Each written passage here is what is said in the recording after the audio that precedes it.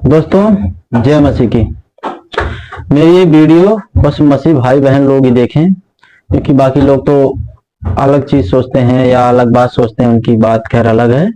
तो सबसे पहले मैं प्रार्थना करना चाहूंगा। आइए हम प्रार्थना करते हैं। हे सर्वशक्तिमान परमेश्वर, तेरी महिमा अपरंपार है मेरे प्रभु। तू हमारा स्वामी है, तू स्वर्ग का राजा है। जो भाई बहन मेरी इस वीडियो को देख रहे हैं, उनके जीवन में खुशी प्रदान कर, उनके जीवन को सामर्थ्य से भर दे परमेश्वर। उनके जीवन में शैतान से छुटकारा दिला दे परमेश्वर। जो भी तकलीफ हो, बीमारियां हो, समस्या हो, आर्थिक स्थिति हो, उन सब से उनको चंगा कर परमेश्वर। हे परमेश्वर, आज मैं आपका बाइबल पढ़ के आप लोगों को सुनाऊंगा। जो भी मेरी वीडियो को देखता है, उस भाई बहन के दिल को शांति दे परमेश्वर। उनके जीवन से दुख को निकाल के फेंक दे परमेश्वर। उनको अपने सामर्थ्य से भर दे परमेश्वर। उनको किसी बात की चिंता ना रहे परमेश्वर।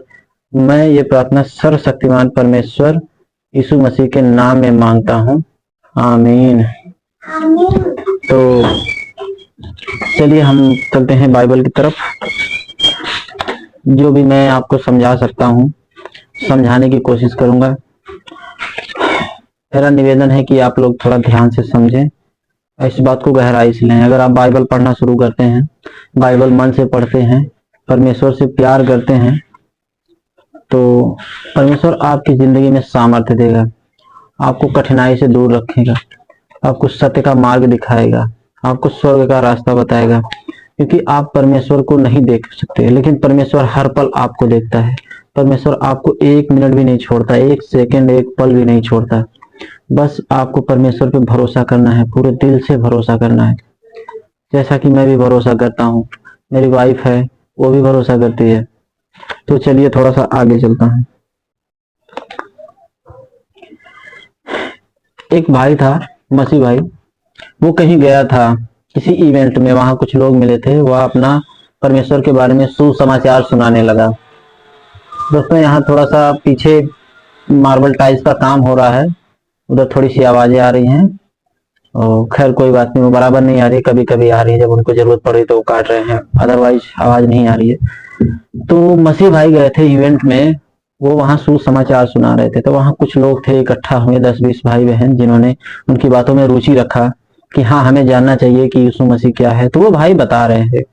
मैंने थोड़ा सा पढ़ के पिछले वीडियो में आपको बताया था। अब थोड़ा सा आगे चलता हूँ, आपको समझाने की कोशिश करता हूँ। तो चलिए शुरू करते हैं दोस्तों। जो लोग यीशु को जानते हैं तथा उसका नाम पुकारते हैं, परंतु वह बहुत से हैं जिनका हृदय यीशु से बहुत दूर है। यीशु मसीह आज शाम आपके हृदय के पास है। नहीं, वो बिल्कुल आपके हृदय के पास है। नहीं, वो बिल्कुल आपके हृदय के दरवाजे पर है। हाँ, वहां बिल्कुल प्रेम के साथ आपसे आपके मन का दरवाजा खोलने को कह रहा है। दोस्तों, परमेश्वर कहता है कि आप प्रेम करेंगे, यीशु मसीह से बात करेंगे, यीशु मसीह को अपने हृदय में बसाएंगे, तो आपके हृदय के पास हमेशा रहेगा।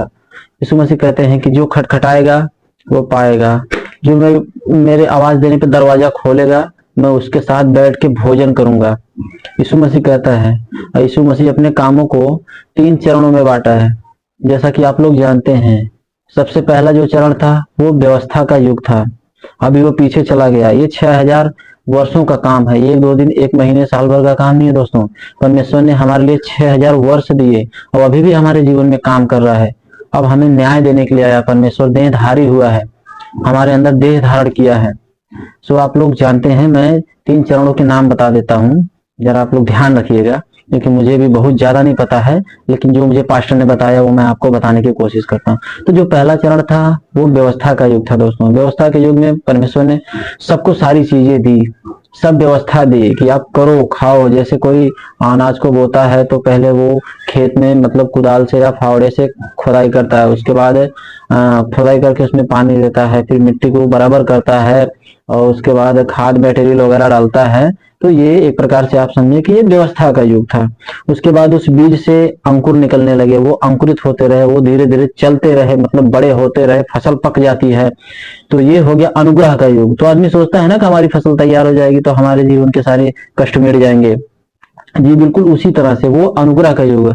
अब व्यवस्था का युग लागू होता है दोस्तों लास्ट में, जैसे आपने फसल को उगा लिया, वो फसल धूप लगी सूख गया, अब उसको काटने की बारी आई, तो काटने की बारी आई तो आप जाहिर सी बात है अच्छे फसल को आप इकट्ठा करेंगे, उसको ले जाएंगे। उसके बाद जो खराब फसल है, जैसे घास, जंगली घास है और खराब फसल है और ये सब चीजें जो है आप उनको घर पे नहीं ले जा सकते, क्यों? क्योंकि वो खराब है।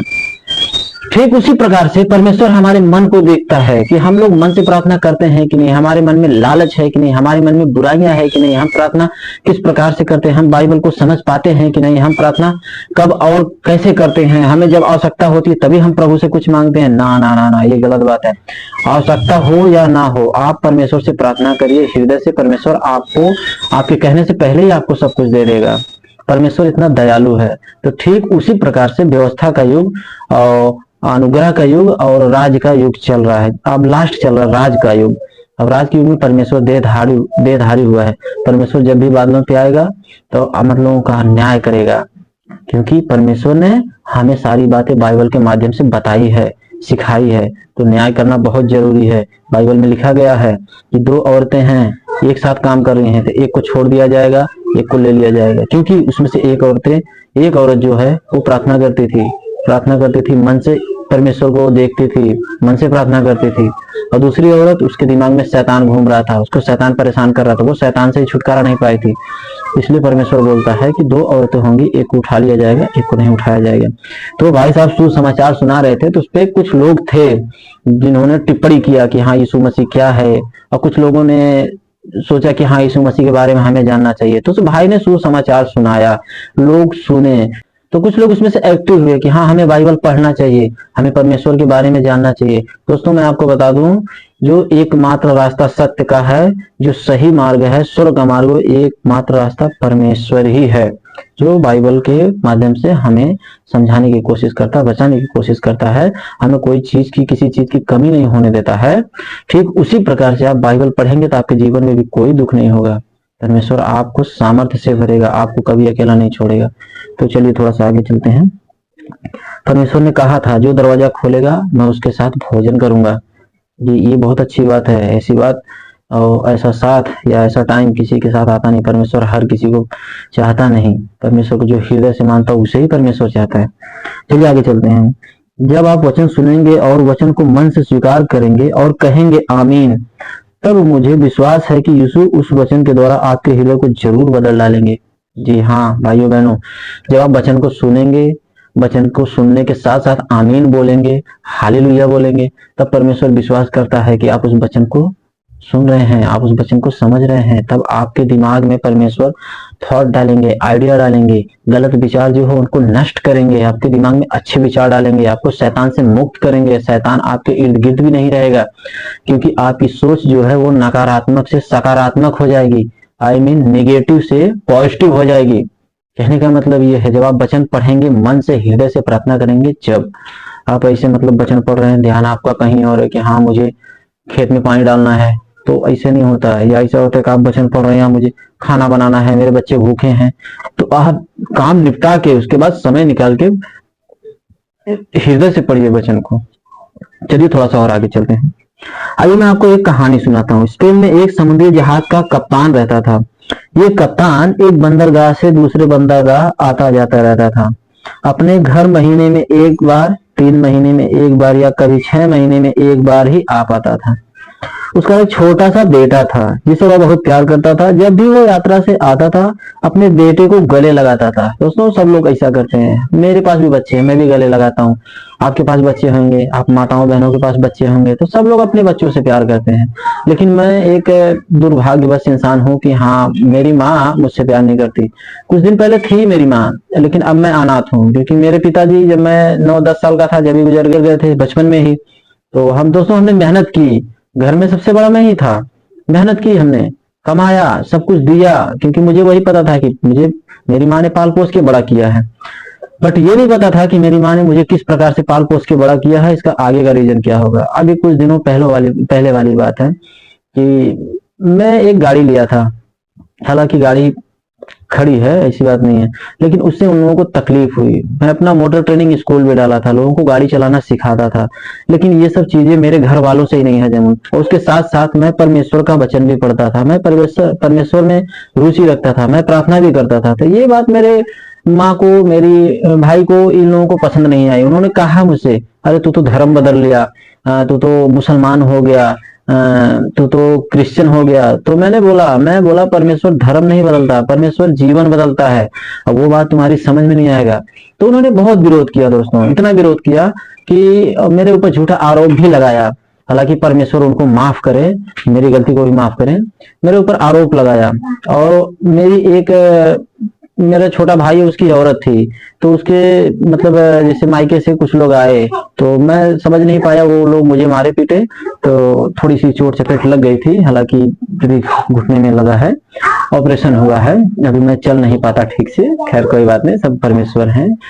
तो जो हमने कहीं ना कहीं गलतियां की उसकी सजा मिलेगी। तो मेरा पाँव जैसे मुड़ नहीं पाता, मैं चल नहीं पाता, तो ऐसा हुआ, मुझे घर से निकाल दिए। खैर कोई बात नहीं, मुझे उसका टेंशन ही नहीं है, वो लोग सुखी रहे, अगर वो मुझे निकाल के खुश हैं तो परमेश्वर उनको खुश रखे। खैर कोई बात नहीं, अब मैं आगे चलता हूँ। तो अपने बेटे को गले से लगा के चुंबन करके प्यार करता था, उसे उपहार देता था, और जब वापस जाने का समय आता था वह दुखी हो जाता था। जी दोस्तों, बिल्कुल ऐसा होता है, कोई भी अपने बीवी बच्चों से दूर जाता है तो मन में थोड़ा सा निराशा आती है कि हाँ मैं जा रहा हूँ, ये लोग कैसे रहेंगे ऐसे। लेकिन चिंता नहीं करना चाहिए, इसलिए नहीं करना चाहिए कि परमेश्वर सब देखता है, परमेश्वर सब सुनता है। बहुत दुखी होता था। वह जाते समय अपने बेटे से कहता, थोड़े दिन की बात है, मैं जल्दी ही वापस आऊंगा, अपना और अपनी माँ का ख्याल रखना। उसके वापस चले जाने का समय जल्दी ही आता था। वह बहुत कम समय अपने परिवार के साथ रह पाता था, परंतु एक बार उसका पुत्र उसके वापस जाने नहीं दे रहा था, उसको वापस जाने नहीं दे रहा था। इसलिए पिता ने उसे वचन दिया कि अगली बार वह जब आएगा तो पुत्र को यात्रा पे साथ लेकर जाएगा। तो बच्चा उसका खुश हो गया, तो बोला चलो पापा आएंगे तो अगली बार से मैं भी यात्रा पे चलूंगा, जहाज में घूमूंगा, अच्छी अच्छी मछलियां देखूंगा, अच्छे अच्छे घर। लेकिन दोस्तों वो बच्चा था 12-13 साल का, उसको ये नहीं पता था कि समुद्र में सिर्फ आकाश और पानी ही दिखता है। जब तक आप किनारे हैं, जब तक आपको सब कुछ दिखेगा, गाड़ी दिखेगी, बिल्डिंगें दिखेंगी, आदमी दिखेंगे, बाकी जब आप समुद्र में बीच में जाएंगे तो आपको दो ही चीज दिखेगी। कुछ दूर तक तो पक्षियां दिखती हैं, लेकिन जब आप थोड़ा सा आगे निकल जाएंगे तो पक्षियां भी नहीं दिखती, उसमें बस दो ही चीज, एक पानी और दूसरा ऊपर से आसमान, बस दो ही चीज दिखता है। तो बच्चा बहुत उत्साहित था, वो सोचा मैं चलूंगा। तो अगली बार आए उसके पिताजी तो लेकर गए उसको। तो वो जाते जाते अपना खिलौने का सामान भी लिया और अपने पिताजी से बातें की। पिताजी ने बोला कि बेटा वहां तुम्हें खेलने के लिए कोई चीज नहीं मिलेगी, हो सके जितना उतना खिलौना अपना लेके जाओ। तो बच्चे ने बहुत उत्साहित तरीके से अपना खिलौना उठाया। उसके साथ एक बंदर था, उसके साथ उस बच्चे के साथ एक बंदर था, बंदर को भी ले लिया। तो वो दोनों चले गए, यात्रा पे निकल गए।